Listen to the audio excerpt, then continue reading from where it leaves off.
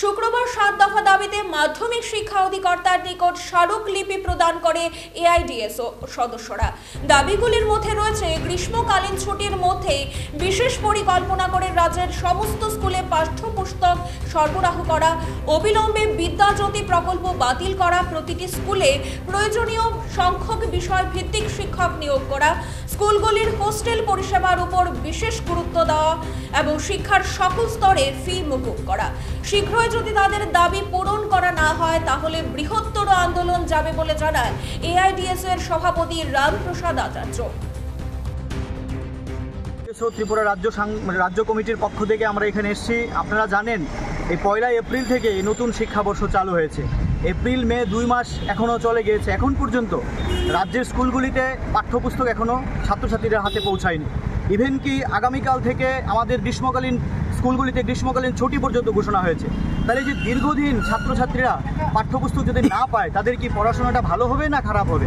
তাহলে এই ধরনের শিক্ষা দপ্তরের এখন পর্যন্ত যে পাঠ্যপুস্তক গেল না স্কুলের মধ্যে, ইভেন কি আমরা শুনতে পাচ্ছি যে কিছু কিছু স্কুলে ইংরেজি ক্লাস 6-এর ইংরেজি বই গেল, কোথাও ওয়ার্ড বই গেল, 2-3টা এরকম বই যাচ্ছে। তাহলে ছাত্রছাত্রীরা তো এই গ্রীষ্মকালীন দীর্ঘ সময়ের মধ্যে তারা পড়াশোনা করতে পারবে না।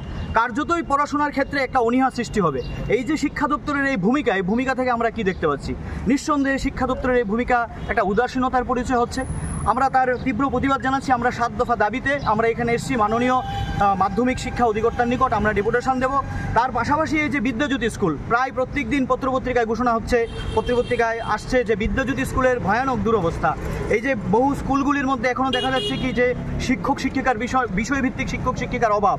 তারা ভালো করে সেরকম ট্রেন্ড টিচার সেখানে ক্লাস নিতে পারছে না, এবং বহু ছাত্রছাত্রীরা আজকে বিদ্যাজ্যোতি স্কুলে হঠাৎ করে যে ইংরেজি মাধ্যম পড়ার যে চাপ, সেই চাপ সহ্য করতে না পারে তাদের মধ্যে একটা দুশ্চিন্তা হচ্ছে এডুকেশন নিয়ে।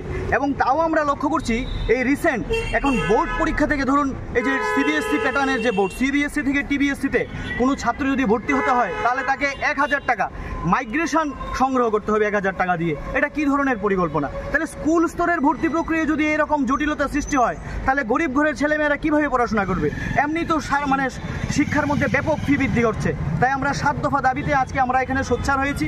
আমাদের প্রথম দাবি হচ্ছে গ্রীষ্মকালীন যে ছুটি, এই ছুটির মধ্যে বিশেষ পরিকল্পিতভাবে যেন সমস্ত ছাত্রছাত্রীদের পাঠ্যপুস্তক সরবরাহ করা হয়, এবং এই যে বিদ্যাজ্যোতি প্রকল্প এটা যেন বাতিল করা হয়, এবং প্রত্যেকটা স্কুলে প্রয়োজনীয় বিষয়ভিত্তিক শিক্ষক নিয়োগ করতে হবে, এবং স্কুল স্তরে ভর্তি প্রক্রিয়াকে কোনো মতেই জটিল করা চলবে না। মাইগ্রেশন সার্টিফিকেটের নামে ছাত্রছাত্রীদের কাছ থেকে 1000 টাকা নেওয়া চলবে না। শিক্ষার সকল স্তরে ফি মুকুব করতে হবে, এবং স্কুলগুলির যে হোস্টেল পরিষেবা সেই হোস্টেল পরিষেবাকে গুরুত্ব সহকারে দেখতে হবে। এই দাবি নিয়ে আমরা এসেছি। আমি রামপ্রসাদ আচার্য, রাজ্য সভাপতি।